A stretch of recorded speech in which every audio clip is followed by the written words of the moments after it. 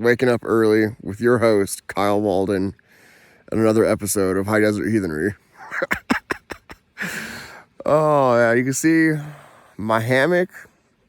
It works. It's good. My feet are a little bit chilly, but that's because they're elevated. I'm not laying super flat. So that just is what it is. And the inside of this bag is friggin' toasty, though. I don't really want to get out. There is absolutely just frost everywhere for the most part. Oh, not on me, though. You know, that's good. So the sun is coming up. It hasn't quite popped over the mountainside yet, but it's gonna soon. So I'm gonna get up, and I'm sure the coal bed is still rolling from last night. So I have a pocket bellows, and I'm gonna grab just some tinder, maybe a little bit scraps of paper, whatever I can find.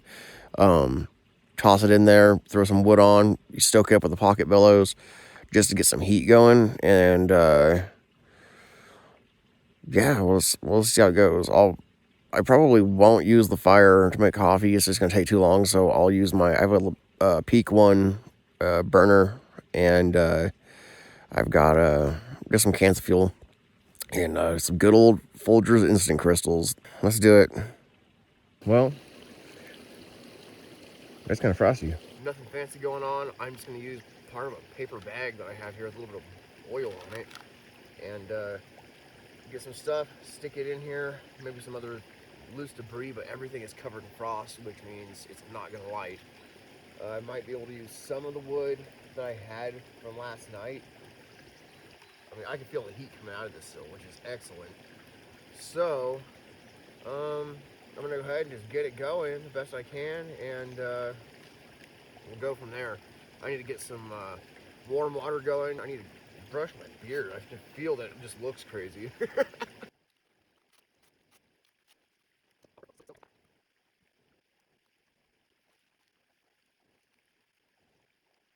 This tool here is a pocket bellows. This has a little rust on it. I should let it dry out better last night because I was using it last night. But it's basically a big straw, blow in the big end, compressed air comes out the small end.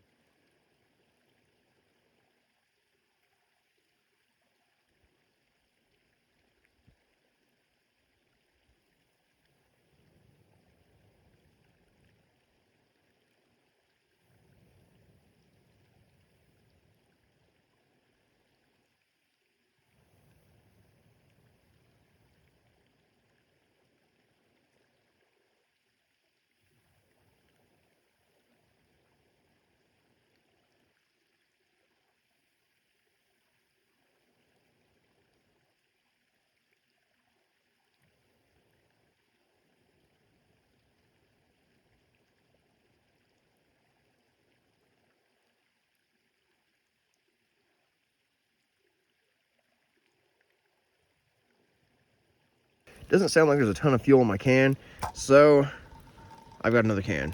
I ain't gonna worry about it. So with this, we're just gonna open it up so you hear it hissing, and there's no sparker on this one, so there we go.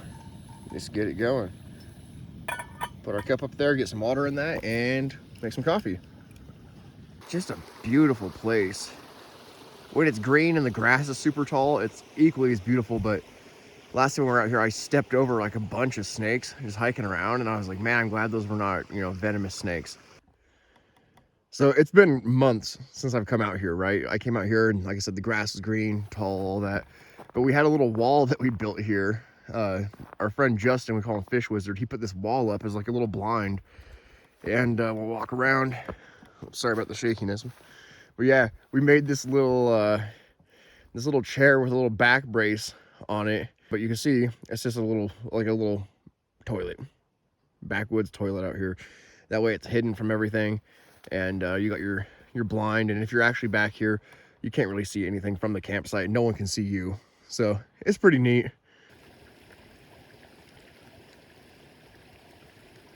So I'm sure you guys are all aware, I have a ton of gadgets. I have lots of different varieties of gear. I try to use it all, and sometimes I don't use it all, and I end up just having, I don't know, things I just leave at home. You know, just it's just cool to have it. It's just a souvenir at a certain point. It's not a tool. It's just something I look at and I don't ever touch it.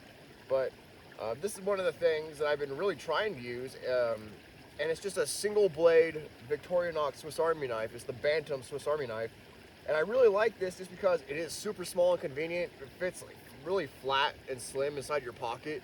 I put the little tassel on there so it's easier to fish out of my pocket. And it's just got a hybrid beer bottle opener, can opener, flathead screwdriver on the tip of it, and a little wire stripper here. I think they said this is like 8 tools in one, just being a blade and that tool there.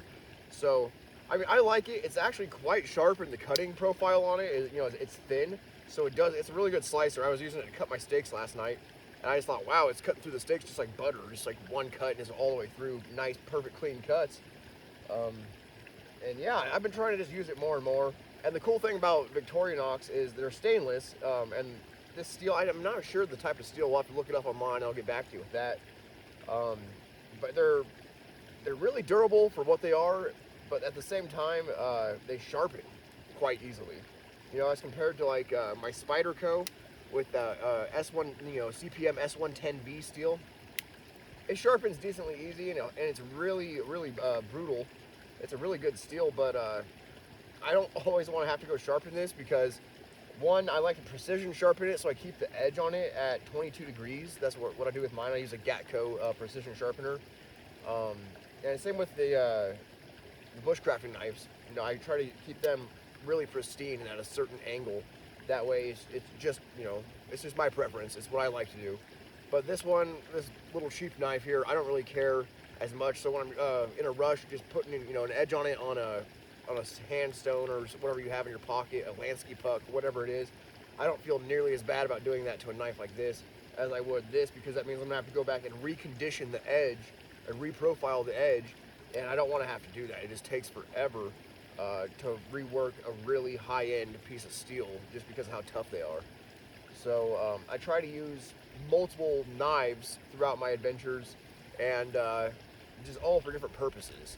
And also, I cut a lot of dirty stuff with this knife, so I've been trying not to use it for food prep and stuff lately until I get it really cleaned up and whatnot, just because I use it at work, and sometimes it gets chemicals and stuff on it. I don't want to ingest any of that. Wait for this coffee to get a little hotter, or the coffee, I guess the water, and then I'll put my instant crystals in there and get it going. Here shortly after this fire burns down a little bit as well, I'm going to go and break camp. I'm just going to pack everything up, stick it in the back of the van, and while it's still decently cold out with the cold air, I'm going to drive my van up the hill because it does have an overheating issue. It's old, you know. We're going to get up towards 10,000 feet altitude, and I want to make sure that this thing survives the trip. That way I can get back to work and continue my normie life. And no one likes normal life. Come on. We all like to be out here. If I could just stay out here forever, I would, and that's the goal. Try to be out here forever. Never have to go back. We'll get there. We'll all get there together. We'll see how it works out. Drinking some coffee by the fire, warming up a little bit. Still see my breath. Oh, not so much anymore, at least not around the fire. Some of the frost is kind of melting off some of the tops of the branches and the top layer of vegetation here.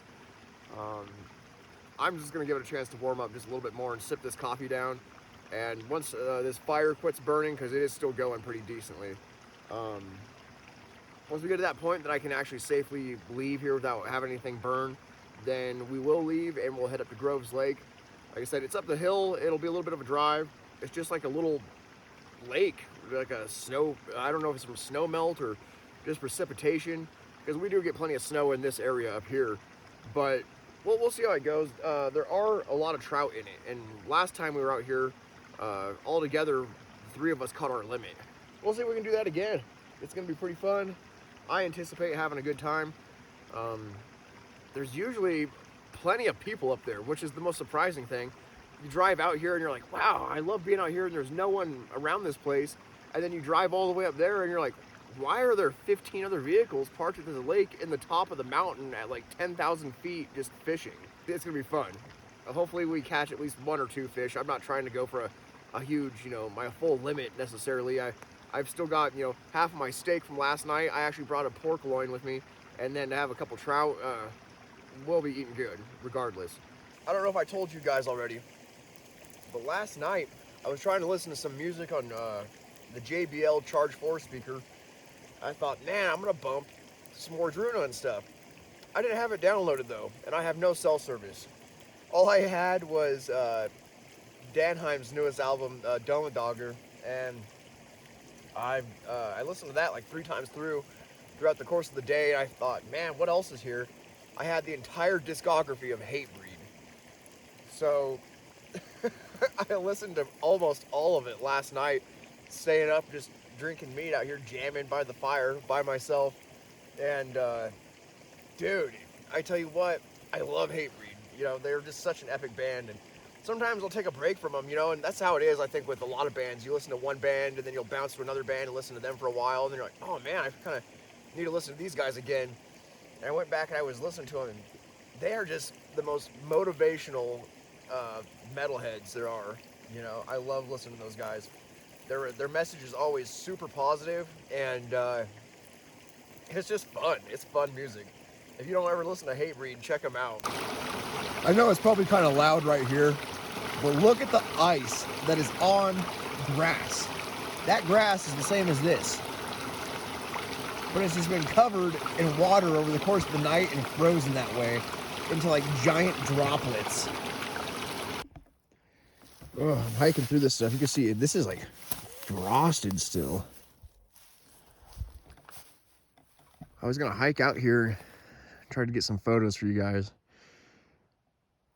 Man, this place is freaking wild. Look how big this tree was. These here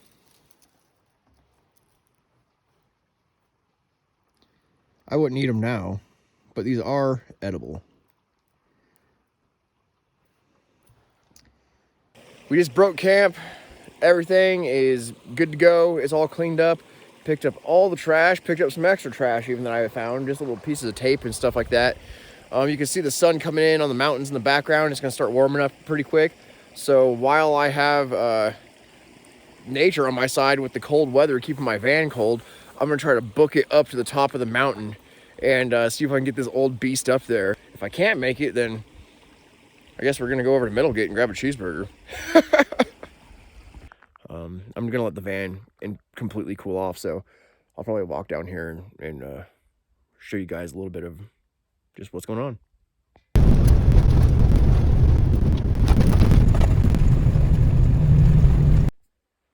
All right, so I made it up here to the summit. It's all downhill from here, literally, like cruising. In the background, you'll be able to see the beast. It was overheating pretty bad. So this hill, I mean, it might not look like it, but I'm at like 9,500 feet, just under 10,000. The hill, I took some pictures back before with you guys. There's a little cross up there on the hill, directly up here. And I took some pictures of that. You can find them on my Instagram. I'm not going to go back up there because it's actually quite a hike to get up there, just as far as distance, and I don't want to waste that time. So I will see how it goes. But the road I just came up, which is back behind me this way, that is like space shuttle takeoff steepness. I have never taken this van up something like that before, and I will never do that again.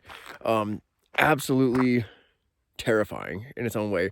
It's like super sharp, and there was snow in certain parts to where this thing's only 2-wheel drive. So I was coming up, and the back end was literally like drifting and sliding around the corners. And like if you go down that hill, you're toast, man. It's like sheer drop off for like, I don't know, hundreds and hundreds of feet.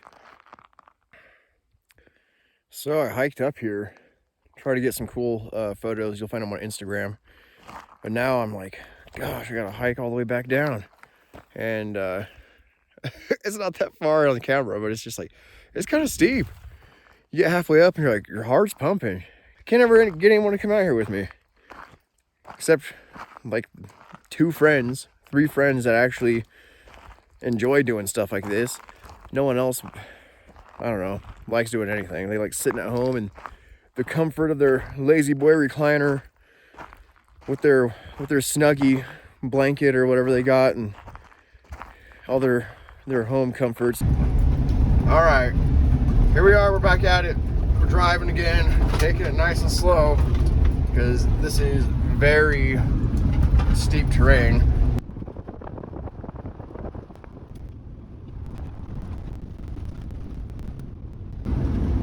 All right, we're driving up along the creek here, of course.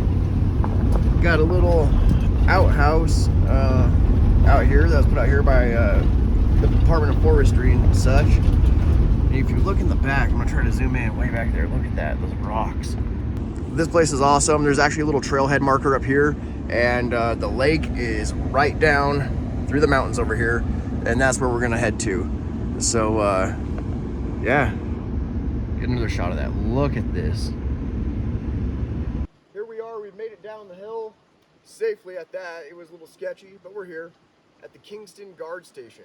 So this area is no longer Big Creek. It's like Kingston Creek. We're approaching Grubs Lake up the road here real shortly. But yeah, this is the old guard station. So I think one of these is like a little barracks or something. I don't know. They got wood stoves in both of them, actual stone chimneys and stuff. There's a flagpole here, and these trees are not native. And they've been here forever. These giant pine trees. I don't even know what species they are, but they are massive. In the back, there's a little tack room back over there. We're not actually supposed to walk around and check this out. It is protected private property of the United States government, so I'm not going to go walk in there and show you around. But it is a very historic place. It's really cool to come by and take pictures. Back over around this little side road, I'm going to walk over there in a little bit. I'll show you. There's actually a barn over there where they have a tack room and stuff. It's old school with the little door up top. Stick the hay up there and everything, and just drop the hay right down to where the horses would feed. Don't ask me how I know all these details. Can't trespass here. Remember that. So, yeah, it's a beautiful place, and I'm going to show you what I can show you, and we're going to have some fun together. So, let's check that out. Made it over here to the barn. It's surprising how well maintained these structures are. I mean, I don't think these are regularly used by any means, and of course the fences and stuff are in really poor condition, but the building themselves, everything is really nice. The wood, the actual way they were crafted is phenomenal. You can actually, if you're able to ever come out this way and take a look for yourself, you'll be able to see that. The interior is really nice in a lot of these buildings. Everything here is just fantastic, and it's a piece of history. We made it up here to Grubs Lake. It's very tiny, of course. It's just a tiny lake, but this here, look at this old structure. Isn't that neat? Just the old stone buildings like that. I love seeing stuff like this. Maybe we'll walk over here and check it out a little bit later. So I'm up here and the water level has gone down a little bit. You can see where it's real muddy looking. That's pretty much where the water level was last time I was here, at that grass right there, pretty much actually. But this water is nice and clear and freaking cold. All right, check it out. I ended up having this buried in the back of my van. It's a little Daiwa, let me see here, Daiwa D-Shock. Just some really cheap generic pole I got years ago. I do have it set up with like a slip rig on here with a swivel, a little red bead to keep my weight from slamming in the swivel and breaking the line, etc. And I'm using a red, I want to call this, shoot, like a number 4 or something, number 3 laser sharp red barbed hook. So I'm gonna go ahead. I'm just using trout dough bait, and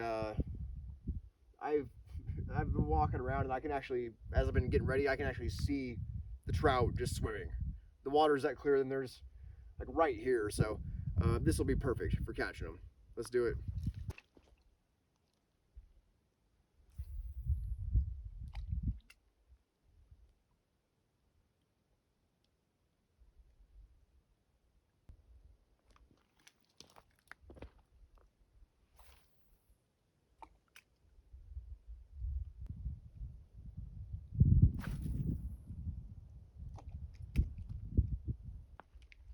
My bait's just floating there in the water now. Gotta rebait the hook. That's the problem with this. I probably will change my hook. I've got these little hooks that have the spring coil on them that's meant for dough bait. I'm probably gonna use that.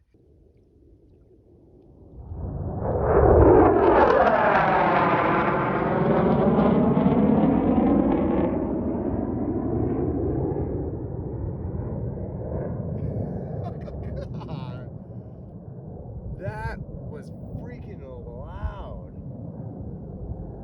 That dude was so low that he like turned and you could like look up and see him in the cockpit of that jet.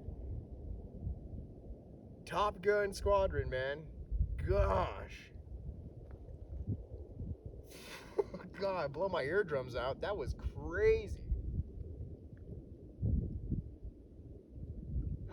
Okay.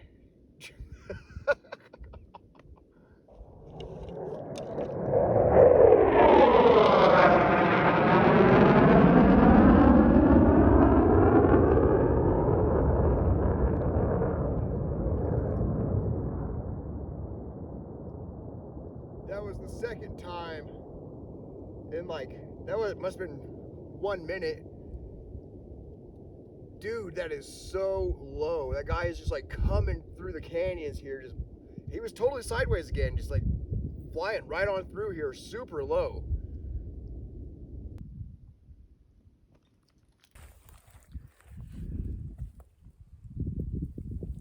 This water is super clear and the fish are gonna be able to see my weight and stuff pretty easily, I feel.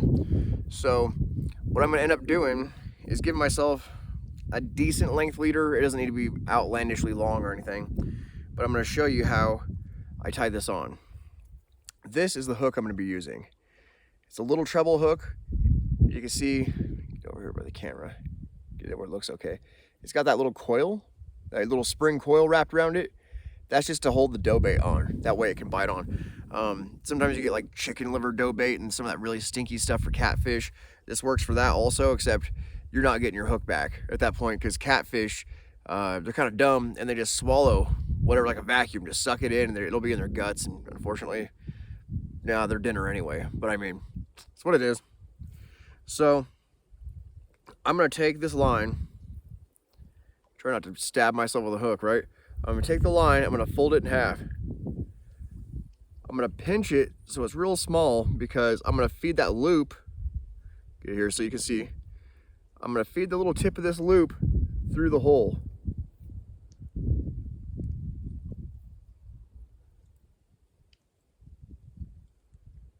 All right, I got the loop through.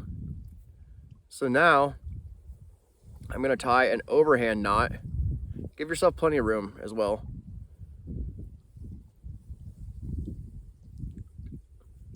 Take it, tie an overhand knot, pull it through. Then the loose loop that's in my hand from the overhand knot, I'm gonna feed my hook all the way through that and pull it tight. That way it cinches down on itself twice. Here. Now this knot is typically not used for this. What this is typically used for is you have a hook here and then you have a weight out here on this other piece, or vice versa, however you're gonna do it. But most people that I've seen, and the way I do it sometimes as well, is I'll put my hook right here, and I'll put the weight on the end. And that's really good sometimes when you're hand lining or whatever you're gonna do, so you can whip it out there extra far, and the weight on the very tip of it leads instead of having it flip-flop in the air and then tangle up your line. But with this, I like using this because with the traditional fisherman's knots, if you have big game pulling on it or things like walleye, well, walleye have teeth, they bite through your line sometimes, but catfish, they'll roll around when they get hooked, and if they're really big and if you have strong line, whatever, it's gonna undo your line. It's just gonna pull it apart. So with this, all I'm gonna do is I'm gonna snip off the tails now, put some dough bait on here. I like to wet the dough bait with the lake water a little bit because sometimes it's dry and that makes it way more malleable and sticky. So I can get it on there and we'll see if we can catch some trout.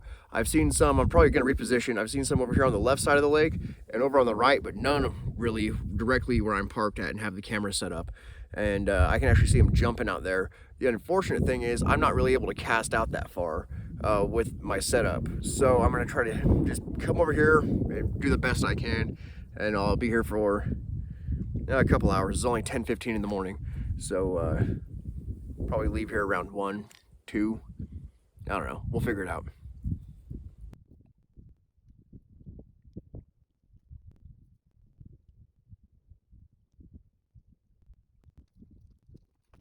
I've got a jerk it worm on here now.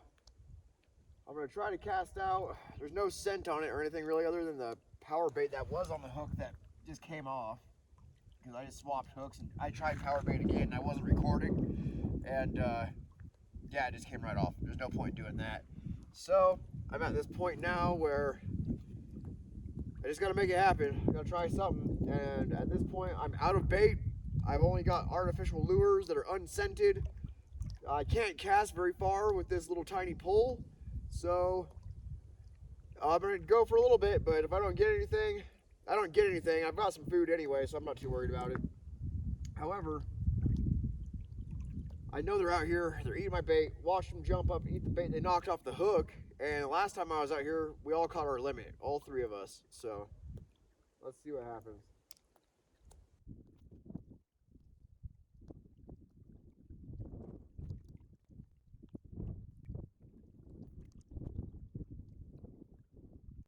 I've got a rooster tail on here with a small leader and a swivel. Just gonna give it a shot and let's hope for the best, right?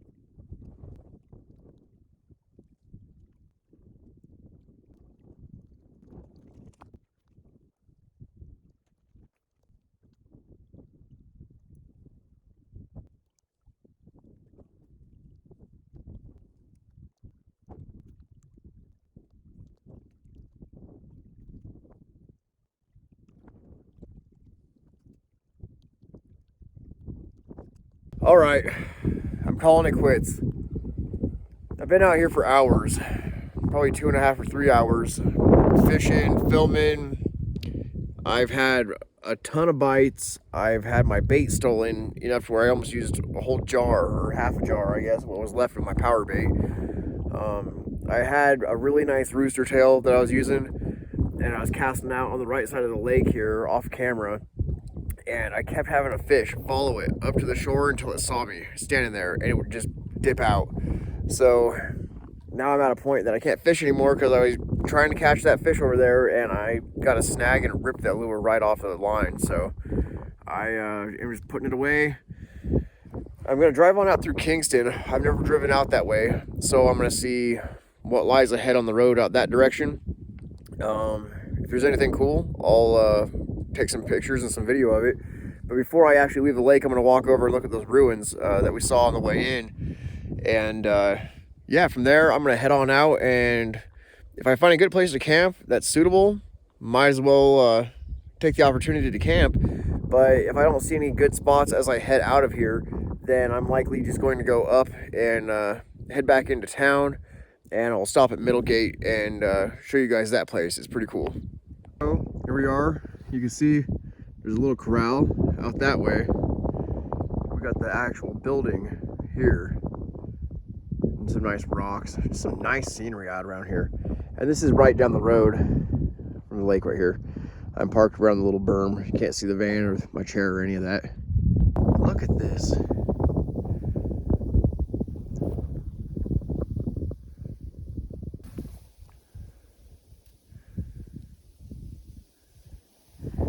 You listen to the wind blow through all this grass. Probably a snake pit in here during the summertime, but here's what it is. Look at this. The window frames are still in there. This is just unique. Very nicely built. The real question I ask is, where did all of this stone come from? Because you can see the rocks and stuff are way up all over the hillside, but it's not even the same type of stone. Interesting. There's a little fire pit down there. I like being here. I like being out in the mountains in general. You guys know that.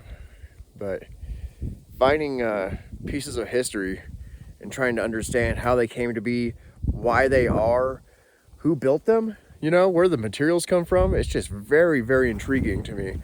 I'd like to know our past as humans and understand how we got to the point that we're at, because a lot of our own past has been erased as we've been nearly wiped off the planet a couple times and come back from just a few thousand people.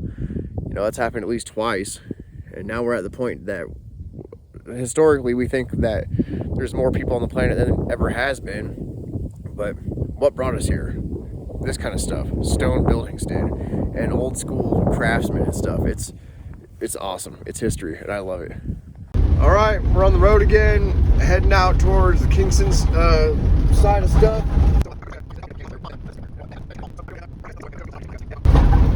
This is how I know I'm getting close to Kingston. We got power lines again, so I'm pretty much out of the mountains.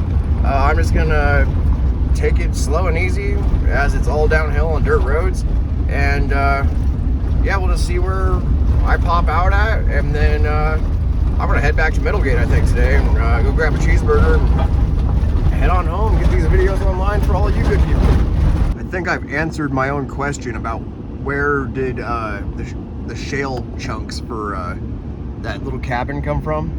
It is just all over out here. That's like all that this side of the whole canyon and this side of the mountain system like is. It's pretty, you know, just awesome to look at though. It's not fun to hike in, but man, it looks cool. Isn't this just absolutely fantastic to look at?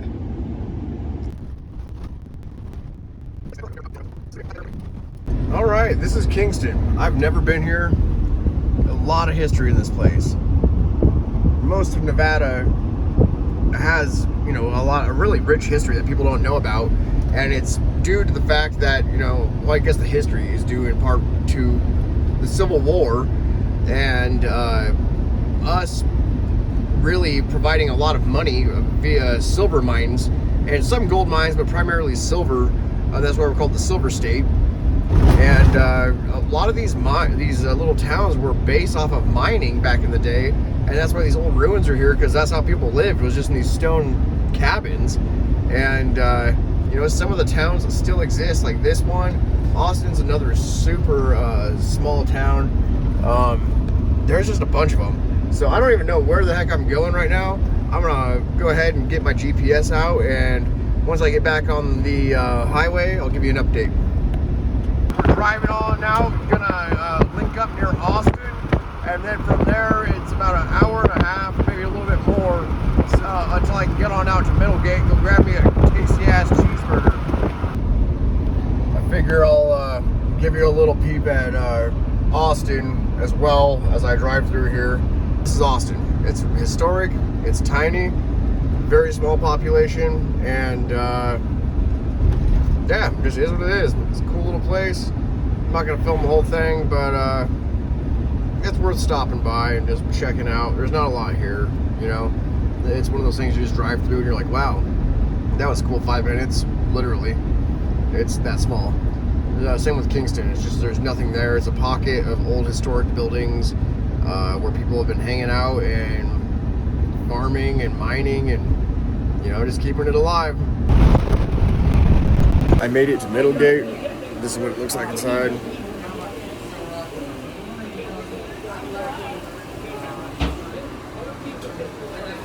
not gonna do too much video inside because there's other people in here, but I'll go outside and have my burger and then just talk some more. I ended up not being able to video really anything there at Middlegate.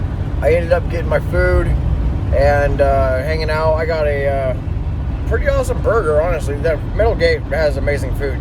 You're like at a place in the middle of nowhere, and people just drive out here just for their food in the bar and stuff like that. They have live music sometimes, but on this occasion there was a ton of military people there, and I said, screw that, I'm not going to be videotaping and disrupting their evening. They had a couple families in there, so I was trying to keep it low-key. But it's a great environment. I'll probably go back out there on, we'll be there multiple times, but I just want to be there at a time where I can kind of videotape and look around and show you guys what's going on. It's covered in dollar bills that people sign, it's got that real rustic saloon feel to it. And they actually have one of those burger challenges where it's like, if you eat this like gigantic ass burger and all the fries and everything, you get a t-shirt and you win this prize or whatever it is. I don't actually know. I've never done it. I have no desire to even try to do that. But yeah, it's pretty cool. Hey everybody, I just made it back into Fallon. I'm over here at a little gas station called Harmon Junction. Gonna go run and get some ice cream. I'm just gonna end the video here. I hope you enjoyed these videos. I hope you had a good time hanging out and seeing some of the stuff that I like to do. I just want to show you that. I want to show you everything I do. You may learn some things, you may not. You may just enjoy watching it, whatever it is. A lot of times I just go out for the adventure. I don't go out, specifically to teach a skill or specifically to do anything. I just want to be able to show you, hey, here's what I'm doing. It's adventurous, it's fun. Come along with me, right? So there will be videos, of course, where I just do product reviews, or I just do music maybe, or I just do skills. But most of the time on this channel, you're going to see primarily adventure, and you'll catch some stuff along the way. And I'll show you little bits of things that I do, but overall, it's going to be pretty much just adventure. And it's going to be fun. We're going to have a lot of fun together. And I'm glad that you all watch. And if you like this video, please, of course, like, share, and subscribe. Again, thank you so much. Your views are what makes me do this, right? So thank you so much. Take care. Have a blessed day.